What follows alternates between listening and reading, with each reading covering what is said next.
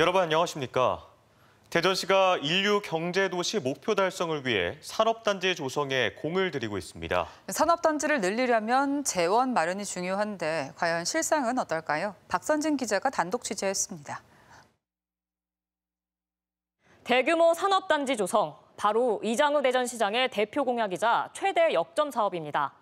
지난해 교촌 국가산업단지 지정과 올해 바이오 특화단지 선정 등 표면적으로는 진행 과정이 아주 순조로워 보이는데요. 하지만 산단에 조성하려면 든든한 재원이 중요해서 대전시는 향후 5년간 도시공사에 6,300억을 출자하겠다고 밝힌 바 있습니다. 그래서 저희 취재진이 확인해봤는데 1년 가까이 지난 지금까지 출자액은 0원이었습니다. 지난해 나노반도체 국가산단과 최근 기회발전특구, 바이오 특화단지 선정 등 잇따른 호재가 생길 때마다 시는 성과를 냈다며 기자회견을 열었습니다. 단지가 조성됐을 때 시에 미칠 경제적 효과 등이 대부분이었는데 문제는 실현 가능성입니다. 각종 산업단지를 유치하기 위해선 무엇보다 사업비 확보를 위한 재원 마련이 가장 중요합니다. 이를 위해 대전시는 지난해 8월 산단 시행을 맡는 도시공사에 2028년까지 최대 6,300억 원을 출자하겠다는 기본 방향을 세운 바 있습니다. 지방공사체 발행기준상 자본금의 3배까지 공사체를 발행할 수 있는 도시공사가 산단에 적극 투자할 수 있도록 4,900억 수준인 자본금 규모를 2배 이상 늘린다는 겁니다.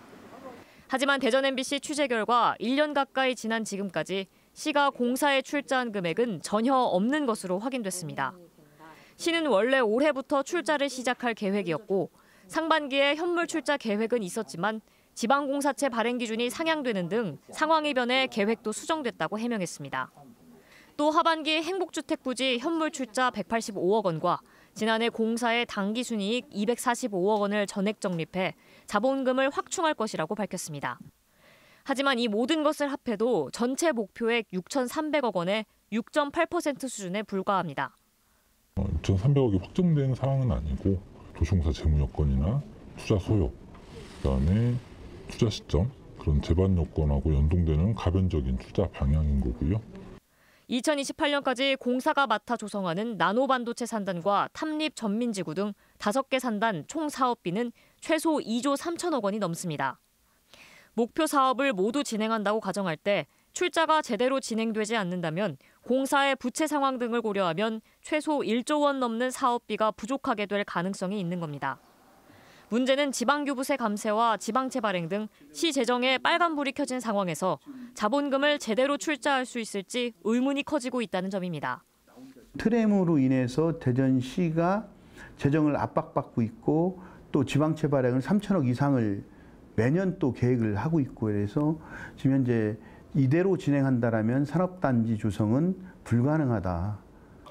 대전시는 출자금 목표인 6,300억 원 규모는 토지와 건물 등 출자 가능 현물을 검토해 추산한 것이라면서도 부동산 투기 등 시장 경제 왜곡 가능성이 있어 세부 내용은 밝히기 어렵다고 해명했습니다.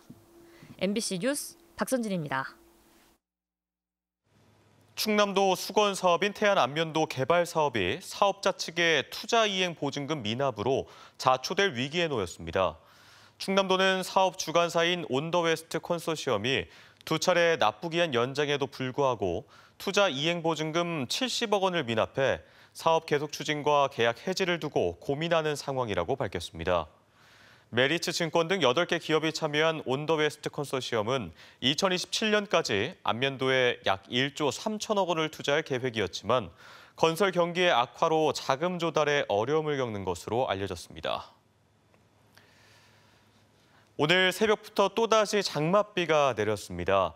곳에 따라 시간당 최대 40mm가 넘는 폭우가 쏟아졌는데 빗길 교통사고로 1명이 숨지는 등 피해가 잇따랐습니다. 보도에 윤소영 기자입니다. 대전에 있는 한 상가 건물, 지하실이 흙탕물로 가득 찼습니다. 오전 한때 시간당 20mm의 비가 내렸는데 빗물이 그대로 건물 지하로 들이닥친 겁니다. 배수 펌프 2개를 이용해서 지금 1시간 넘게 지금 배수하고 있고요. 앞으로도 한 10시간 가까이는 해야 될 것 같아요. 잔잔했던 하천은 장대비에 거센 폭포처럼 변했고 하천을 잇는 도로는 물에 잠겨 형체를 알아볼 수 없습니다. 원래 차량이 오가는 도로지만 거센 흙탕물이 넘쳐 흐르면서 출입이 통제됐습니다. 대전과 세종, 충남 대부분 지역에 오전 한때 호우주의보가 내려진 가운데 세종과 공주, 부여에는 오늘 오전까지 80mm가 넘는 비가 쏟아졌습니다. 피해도 잇따랐습니다. 오늘 오전 보령에서 SUV 차량이 빗길에 미끄러져 갓길에 가드레일을 들이받아 40대 운전자가 숨졌고 홍성에서도 빗길 교통사고로 차량 3대가 부딪혀 4명이 다쳤습니다. 또 비바람에 나무가 쓰러지거나 도로에 토사가 유출되는 등 25건의 비 피해가 접수됐고 하상도로와 둔치 주차장 등 하천 주변 시설 32곳의 통행이 통제되기도 했습니다. 오후 들어 비가 소강 상태에 접어든 사이 농민들은 또 다른 비 피해를 막기 위해 부랴부랴 논밭을 찾았습니다. 콩밭 점검하러 나왔습니다. 배수가 잘 되는지 확인도 하고 바람, 태풍에도 잘 쓰러지기 때문에 그거 방지하려고. 비는 밤부터 다시 시작돼 내일 낮까지 20에서 60mm가 더 내리겠고 시간당 20mm의 강한 비가 쏟아지는 곳이 있겠습니다.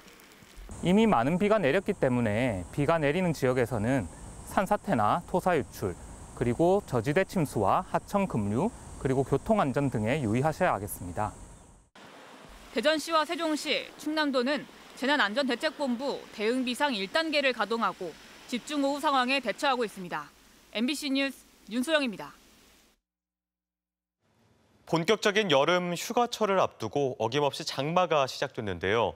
장거리 운전하시는 시청자분들 이 소식 눈여겨보셔야 될 것 같습니다. 타이어가 마모된 상태로 빗길을 달리면 제동거리가 2배나 늘어나 그만큼 사고의 위험 또한 커진다고 하는데요. 모두의 안전을 위해 타이어 한번 살펴보시는 게 어떨까요? 김태욱 기자입니다. 빗길에 차선을 변경하던 차량이 180도 회전하더니 1차로를 달리던 승용차와 정면 충돌합니다. 역시 빗길에 중앙분리대를 들이받은 승용차가 미끄러지며 도로를 가로지르다 이를 피하려던 화물차가 가드레일을 뚫고 바깥으로 떨어집니다. 이런 빗길 교통사고는 장마로 많은 비가 집중되는 여름철에 전체의 40%가량이 발생합니다. 사고 100건당 치사율은 7.88명으로 맑은 날의 2배, 전체 도로의 4배에 달해 주의가 요구됩니다. 시속 100km의 속도로 빗길을 달리다 급제동을 하는 상황을 실험했습니다. 정상 타이어를 장착한 승용차는 40m를 미끄러지다 완전히 멈췄지만 타이어가 마모된 승용차는 2배인 80m를 달리다 멈춰섭니다. 또 정상 타이어 차량은 곡선 구간을 무난히 통과하지만 타이어가 마모된 차량은 바퀴가 헛돌며 옆 차선을 침범합니다. 이런 차이는 고속 회전하는 타이어와 빗길 사이에 미끄러운 막이 형성되는 이른바 수막 현상 때문입니다. 타이어가 마모가 되면 배수 홈이 줄어들어서 타이어와 노면 사이에 물이 배수가 되지 않아서 타이어가 물 위로 뜨는 수막 현상이 쉽게 발생하게 됩니다. 이런 사고를 막으려면 타이어 홈 사이 교체 시기의 지표가 되는 마모 한계선 확인이 필수입니다. 장마철에 대비해 이렇게 마모 한계선까지 노출되기 전에 타이어를 교체하는 게 안전합니다. 전문가는 빗길 운전이라면 규정 속도보다 20% 이상 감속할 것을 권고하고 있습니다. 폭우로 가시거리가 100m 이내일 경우에는 최고 속도의 50%까지 감속을 하셔야 하고 안전거리는 평소보다 1.5배 이상 길게 유지해야 돌발 상황에 대처할 수 있습니다. 또 시야 확보와 후속 차량 충돌 예방을 위해 전조등과 후미등이 정상 작동하는지 사전 점검할 것을 조언했습니다. MBC 뉴스 김태욱입니다. 민선 사기 세종시장이 반환점을 돈 가운데 세종시의 행정수도 위상이 강화됐다는 평가가 나오고 있습니다. 하지만 세종시 성장이 정체되고 있고 시정 운영에도 소통이 더 필요하다는 지적도 적지 않습니다. 김광현 기자입니다. 창조와 도전의 미래 전략 수도 세종이라는 슬로건으로 출범한 민선 4기 세종시. 최민우 시장은 지난 2년의 성과로 국회 세종의사당과 대통령 제2집무실 건립 본격화 등 행정수도 위상 강화를 첫손에 꼽았습니다.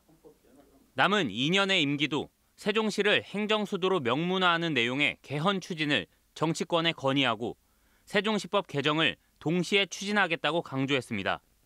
현재 30개 조문의 세종시법으로는 행정수도로의 발전을 담보하기에는 턱없이 부족합니다.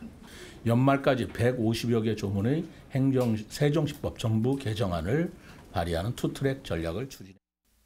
하지만 국회와 대통령 집무실 설치가 당초 계획대로 진행될지 불확실성이 여전하고 국회 세종 완전 이전을 둘러싼 개헌 필요성에 대해 여야 이견이 커 정치권의 합심을 기대하기도 쉽지 않습니다. 이런 정치적 배경 속에서 세종시가 행정수도 완성을 위한 전기를 마련하는 적극적 역할을 해야 한다는 목소리도 큽니다.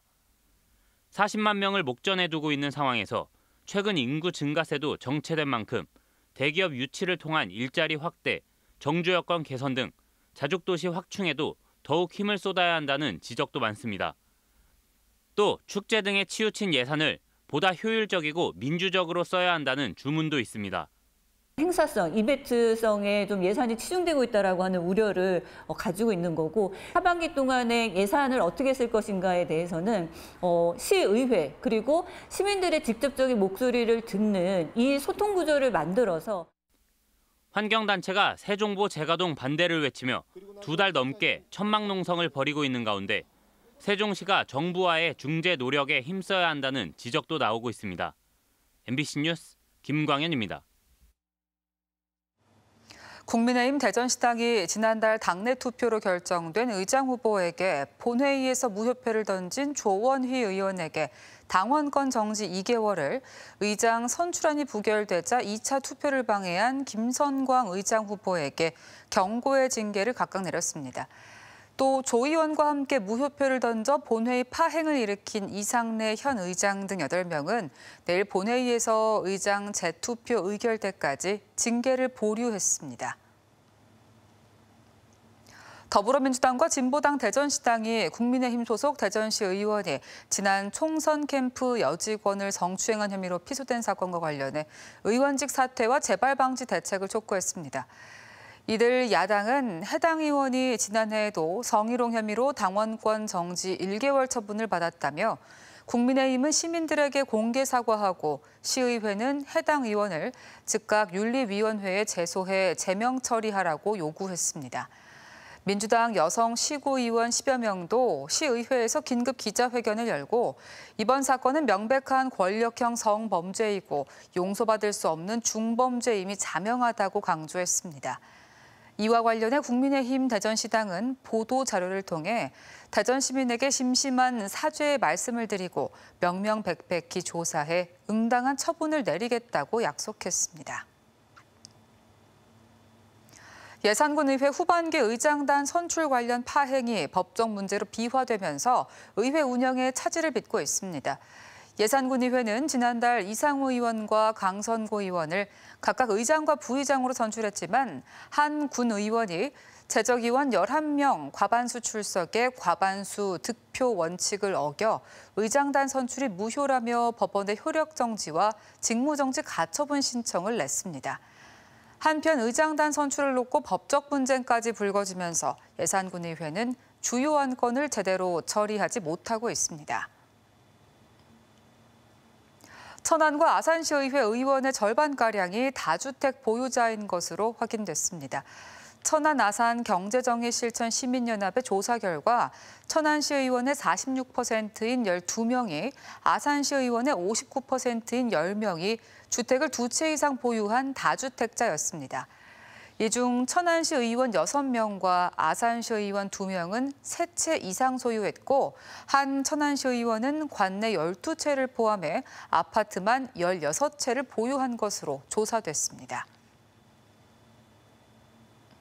원희룡 국민의힘 당대표 후보가 대전시 의회에서 간담회를 갖고 충청의 지지를 회복하지 않고는 전국 승리가 어렵고 수도권 표심 결정권은 캐스팅 보트를 쥔 충청 민심과 연결된다며 충청 발전에 힘쓰고 충청 인재를 등용하는 등 충청 중심론을 실천하는 당대표가 되겠다고 말했습니다. 지난해 9월 학부모의 악성 민원에 시달리다 숨진 대전 용산초등학교 교사 사건의 가해자로 지목됐던 한 학부모가 자신의 명예를 훼손한 네티즌 등을 경찰에 고소했습니다. 해당 학부모는 이사간 지역의 온라인 커뮤니티에서 자신의 신상을 공개하고 협박성 문구에 현수막을 내건 이들을 수사해달라며 지난달 말 경찰에 고소장을 제출했습니다. 대전지법 서산지월이 지인인 여성을 강제추행한 혐의로 충남 모 지역 전 교육장인 60대 남성을 구속했습니다. 해당 교육장은 지난해 7월 지인들과 술자리를 가진 뒤 지인인 여성을 추행한 혐의로 재판에 넘겨졌으며 법원은 범죄가 소명되고 증거 인멸의 우려가 있다며 구속영장을 발부했습니다. 대전지법 제3형사부가 지난해 1월 대전시 갈마동에서 만취 상태로 운전을 하다 교통사고를 낸 혐의로 재판에 넘겨진 대전경찰청 소속 경찰관에게 징역 6개월의 집행유예 1년을 선고한 원심을 깨고 벌금 1,000만 원을 선고했습니다. 지금까지 대전, 세종, 충남 소식이었습니다. 고맙습니다.